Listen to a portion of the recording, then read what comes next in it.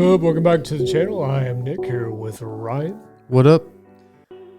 So let's just get the, let's just address the elephant in the room, okay? We got some new headphones. That's right. And they're kind of comically large. It was time for an upgrade. And I think today we're going to give Ryan a nice little introduction to these headphones with some Meshuggah. Oh, Now, this is a band that's appeared twice on the channel so far, so this will be number 3. Safe to say this isn't really Urine Thai style, but it can be mine. And, you know, obviously I've said before, I've heard everything from this band.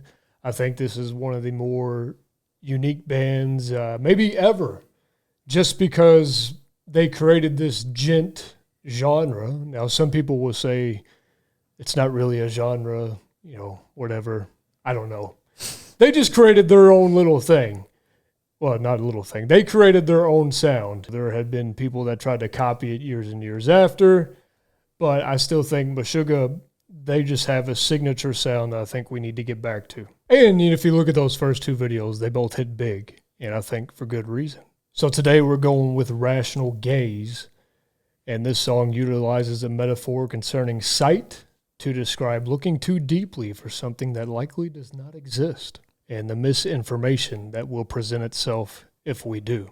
It's from the 4th album, Nothing, released in 2002. Album cover is a little trippy, Ryan. yeah. Not gonna lie to you. And you know those little glass things you can look through? It's like little prisms. And it's like a whole bunch of different, yeah, that's what it reminds me of. It's a new day with new headphones, and here's a new song on the channel. It's Meshuggah, Rational Gaze.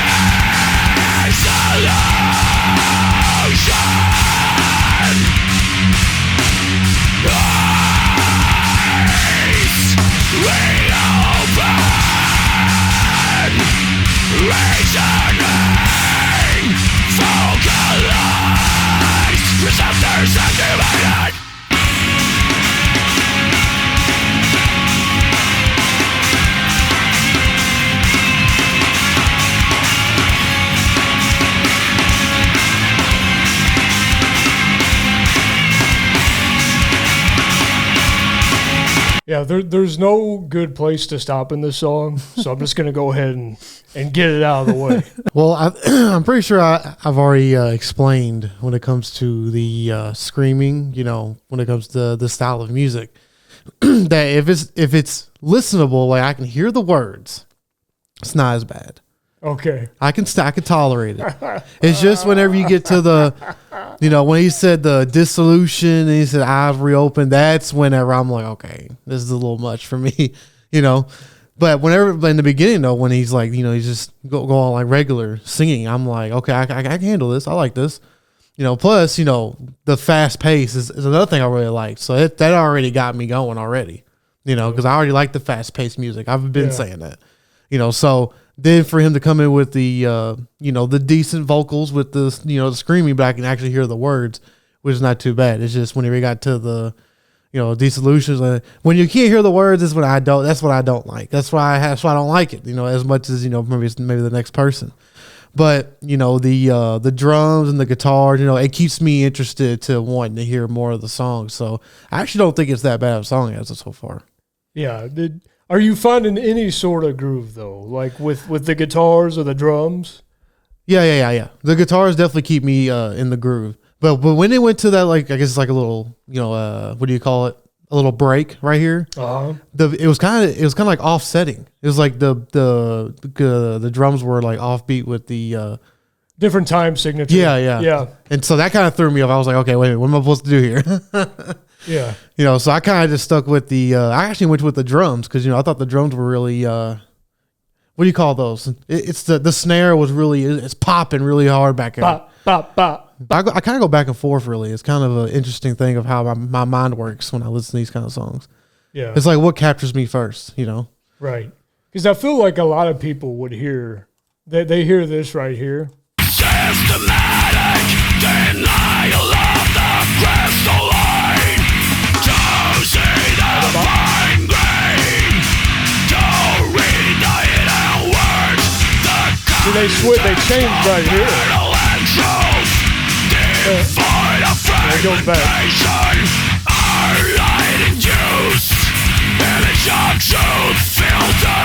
I feel like a lot of people would hear these guitars and they're just like, what do you want me to do with that?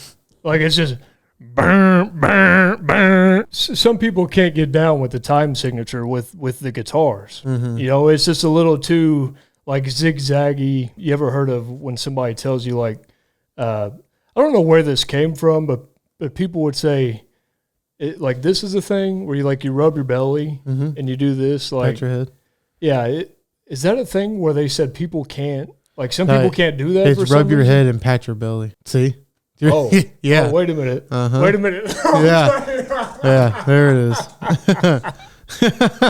So I had it wrong this whole time. You thought it was the pat your head, rub your belly. I'm not going to try it again.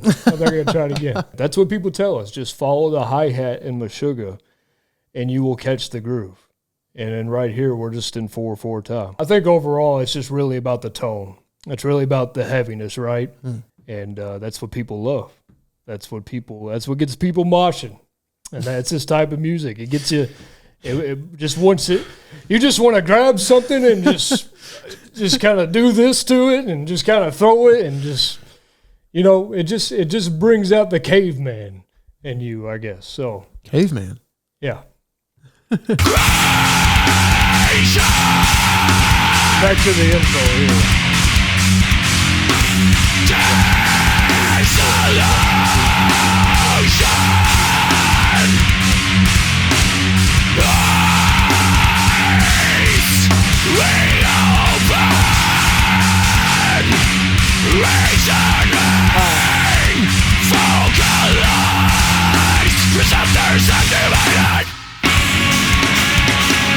There you go.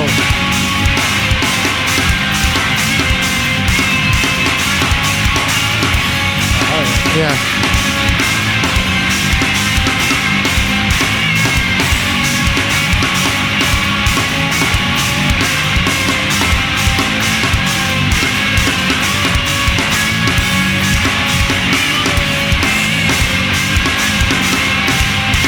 Perspectives distorted, the ladder beyond the grasp, the twin-headed serpent forever hidden. Western knowledge, wherein you saw the scene and insanity.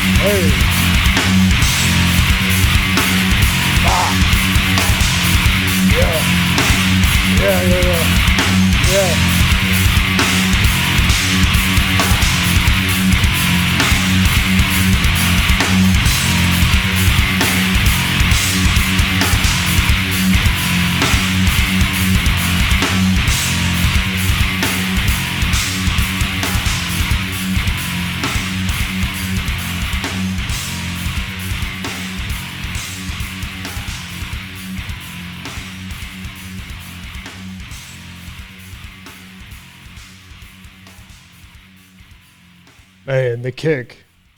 Boop, boop, boop, boop, boop. That's something I didn't even mention. Probably the most impressive part on the drums there is the fact that the kick is just following the guitar pattern. You know, ding, ding, ding, ding, ding, ding, ding. They're putting a lot of sounds together that kind of twist and turn all over each other, and you know these rhythms, these polyrhythms that it's hard for a lot of people to get into the groove, but man, if you just really focus on it, just really hone in on it, and because even though I've heard this song before, in the intro, like I was like, okay, where's the groove at? And the more you hear it, the more it just kind of, you know, turns a switch on in your brain. Like, okay, there it is right there. And I think that's why I appreciate this band so much, is just the fact that, like, you really have to put your mind to it. I think it is truly rewarding once you find this, like, beat, this groove, once it finally connects. And not just one groove, but the next one and the next one. Once that starts to connect in your mind, it truly is like a reward. Like, wow, I didn't think I was going to get that, but I think I did. And I like it. You know, you'd probably hear this for 5 seconds and turn it off, you know. You'd probably be like, nope, that's not for me. But, like, actually pay attention to it. Listen to it a little bit, and it'll start to make sense. So I think this is just one of many Meshuggah songs that does that. It's not one of my favorites of theirs. They have better grooves and beats and I think even better vocals on other songs. But it still bangs, and it bangs real hard, and it sounds great in these headphones. So, yeah, that's just one that you just get in the gym and you lift like crazy. That's what it makes you want to do. You know, one thing I think about, you know, this band that we listened to on this like our third time, right? You said? Yep. Yeah. So, like, they are different. You know, their sound is their sound is not something that a lot of people, for one, could probably do. You know, you've already mentioned that. So it's probably like not easy to do. So I do give them credit for that. You know, I always like different. I always like something that, you know, not other people do, because it's just it's your thing. You know, I don't like copycats. I don't like people that try to take other people's stuff. So it's like when you make your own thing, I think it's really cool. The uniqueness of it, you know, is kind of hard to follow, you know, especially if it's new, for one. So it's really hard to keep up with what's going on in the song, you know, and particularly in this one, it's like, like I said, I focus on one thing and then I hear something else different. I'm like, what's this? But then that goes away and then this comes back and I'm like, well, I like this too. You know, where'd this go? You know, where'd that sound go? You know, like you said, they're doing all these different sounds. It's like, you know, for me, you know, maybe we should just stick to this one over here a little bit more than the other. But, you know, you don't know that when you're making a song until it's a finished product and then other people listen to it, you know?